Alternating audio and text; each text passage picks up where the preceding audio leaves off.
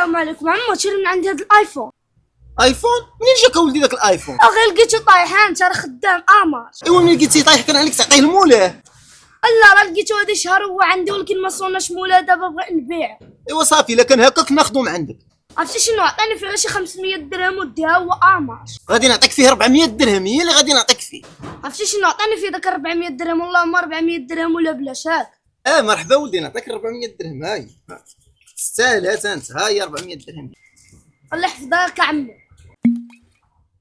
اش انت لهنايا؟ راك تحشمشي انت قد هكا كتشري مسروق. اويليش من مسروق له ليه حط علينا شي باطل اخويا؟ الايفون اللي جاب لك الدري في الصباح وشريتيه منه الحق هذا قال الباطل. ولكن اخويا انا راه قال لي هذا الايفون غير لقاه وشهر هو عنده.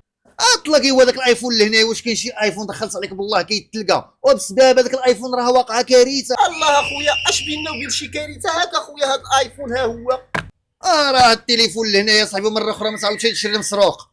واش اخويا لهنا شتك ما عطيتينيش 400 درهم ديالي. ومازال كتصدر لها 400 درهم وكجاتني شي شويه تنجيب لك البوليس. وتايا انا نستاهل اللي داير راسي في بعلوك ديال الخلا، انا استاقيت لا ايفون لا 400 درهم. شا ولدي اللي هنايا جي شي نتايا هو اللي صالح لي، راك 400 درهم.